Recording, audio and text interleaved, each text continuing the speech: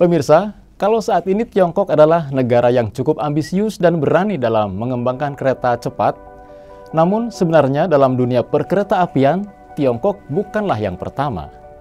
Di benua Asia, sejarah perkereta-apian Tiongkok adalah nomor 3 setelah India dan Indonesia yang lebih dulu mengoperasikan moda transportasi massal ini pada masa pendudukan kolonial. Nah, bagaimana ceritanya? Justru Tiongkok sekarang menjadi negara dengan jaringan kereta api terbesar di dunia dan memimpin dalam teknologi kereta cepat. Saya Endro dari Barata Online City Loving and Living. Inilah Jas Merah.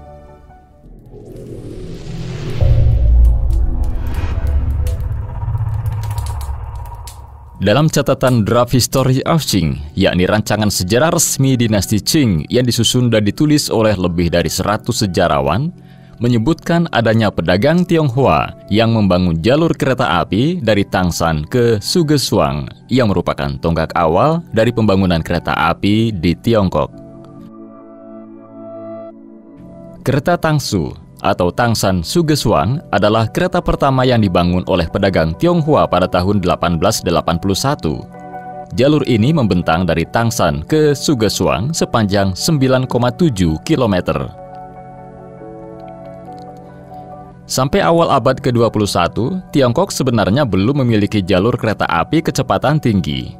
Meskipun saat itu kereta api sudah menjadi sarana transportasi yang populer, namun sayang, lajunya yang lambat dan seringkali tidak nyaman membuat perjalanan antara Shanghai dan Beijing seperti sebuah ujian.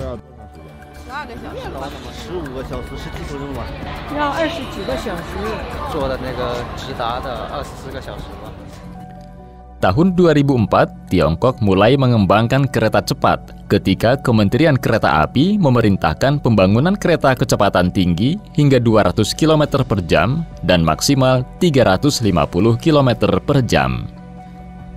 Kereta api kecepatan tinggi Tiongkok pada mulanya diimpor atau dibangun di bawah perjanjian transfer teknologi dengan pembuat kereta api asing termasuk Alstom Perancis, Siemens Jerman, Bombardier Kanada, dan Kawasaki Heavy Industries dari Jepang. Para insinyur Tiongkok kemudian merancang ulang komponen kereta api secara internal dan mulai membangun keretanya sendiri. Sekarang, sebagian besar kereta rel kecepatan tinggi Tiongkok dibuat di dalam negeri oleh China Railway Rolling Stock Corporation (CRRC) Limited. Tahun 2007, kereta cepat Tiongkok pertama meluncur, yaitu CRH-1A. Kereta ini bisa melaju dengan kecepatan 250 km per jam.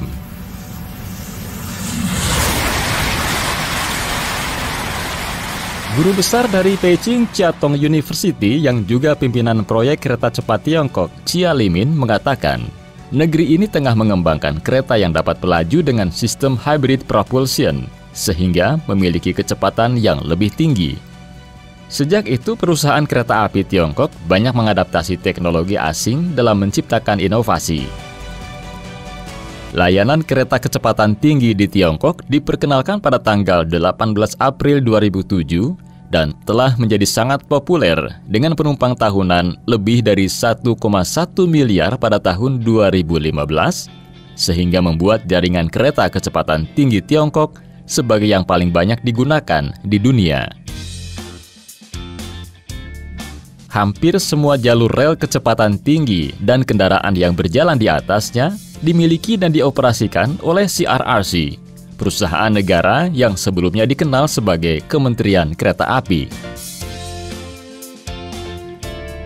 Jalur sepanjang tidak kurang dari 40.000 km menghubungkan semua klaster kota besar, dan semuanya telah diselesaikan pada tahun 2021. Panjang jaringan ini pun diproyeksikan akan bertambah menjadi 70.000 km pada tahun 2035. Dengan kecepatan maksimum 350 km per jam di banyak jalur, perjalanan antar kota telah berubah, dan dominasi maskapai penerbangan telah dipatahkan pada rute-rute tersibuk. Salah satu semangat Tiongkok adalah menjadikan kereta api kecepatan tinggi sebagai moda pilihan untuk perjalanan domestik jarak jauh. Namun, paradigma perkereta-apian baru ini ternyata memiliki makna yang jauh lebih besar. Sama seperti Shinkansen Jepang pada tahun 1960-an, kereta cepat adalah simbol kekuatan ekonomi sebuah negara, modernisasi yang pesat, kecakapan teknologi yang tumbuh, dan kemakmuran yang meningkat. Dan bagi Tiongkok, kereta api kecepatan tinggi juga merupakan alat yang ampuh untuk kohesi sosial, pengaruh politik, dan integrasi wilayah yang berbeda dengan budaya yang berbeda ke dalam arus utama.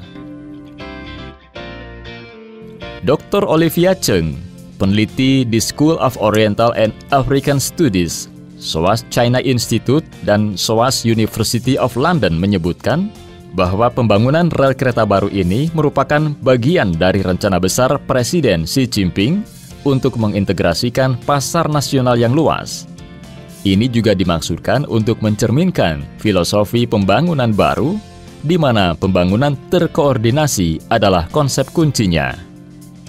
Menurut Dr. Cheng, rencana ini hebat karena tidak hanya sekedar menghubungkan kota-kota yang sudah ada, tetapi juga kota-kota yang ada dengan kota-kota besar baru yang sedang dibangun. Dalam dekade belakangan ini dapat dikatakan bahwa Tiongkok sedang mengulangi sejarah perkereta-apian dunia yang sebelumnya telah dilakukan oleh Amerika dan Eropa. Namun pekerjaan konstruksi perkereta-apian di Amerika Utara dan Eropa yang memakan waktu puluhan tahun pada abad ke-19, kini oleh para insinyur Tiongkok dicapai hanya dalam hitungan beberapa tahun saja. Pakar perjalanan kereta api Mark Smith dan pengelola situs The Man in Seat 61 menyebutkan, Tiongkok telah menciptakan seluruh jaringan rel kecepatan tinggi dalam skala yang belum pernah terjadi sebelumnya. Smith mengatakan kereta Tiongkok seringkali lebih cepat dan pasti lebih dapat diandalkan daripada penerbangan domestik Tiongkok.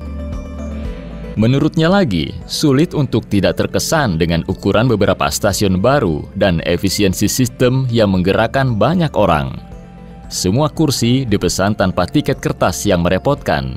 Hanya perlu pemindaian kartu identitas atau paspor di gerbang tiket. China Railway High Speed adalah operator kereta cepat di Tiongkok. Kereta cepat ini dapat melaju dengan kecepatan lebih dari 300 km per jam. Beijing-Tianjin yang berjarak 150 km ditempuh hanya dalam waktu 40 menit. Jalur yang cukup ramai penumpang ini dilayani oleh kereta cepat yang berangkat setiap 15 menit sekali. Ketika berkunjung ke Tiongkok pada tahun 2014, Presiden Indonesia Joko Widodo sudah menjajal jalur ini pada saat melihat kondisi pelabuhan internasional di kota Tianjin. Cepat dan murah, mungkin ini yang membuat Presiden Joko Widodo merintis kereta cepat Jakarta-Bandung. Sementara lintas Shanghai-Beijing yang berjarak 1.200 km cukup ditempuh dalam waktu 5 jam 15 menit. Padahal sebelum ada kereta cepat, jarak itu ditempuh selama 17 jam lebih. Dalam 10 tahun terakhir, Tiongkok sudah banyak melakukan investasi pada sektor kereta api. Bukan hanya untuk negaranya saja, Tiongkok juga ikut berinvestasi proyek kereta api di banyak negara. Tidak berhenti di kereta cepat. Sejak tahun 2019, Tiongkok juga sudah memperkenalkan prototipe kereta peluru magnetic levitation atau maglev yang bisa melaju hingga kecepatan 600 km per jam. Pada tahun 2021, kereta peluru maglev resmi diluncurkan di Qingdao. CRRC mengklaim kereta ini sebagai kendaraan kereta penumpang tercepat di dunia. Kalau saat ini kereta cepat di Tiongkok dapat melaju sekitar 350 km per jam dan pesawat terbang dengan kecepatan 800 hingga 900 km per jam, maka kereta maglev yang diresmikan di Qingdao ini dianggap mampu mengisi ruang tengah yang kosong.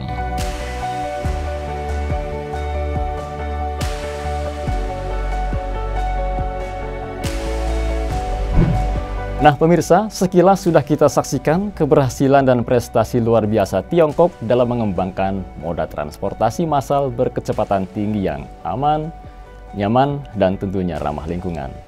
Kita pun berharap Indonesia juga segera bergabung memasuki arus utama perkeretaapian dunia dengan segera akan dioperasikannya kereta cepat Jakarta-Bandung pada tahun 2023.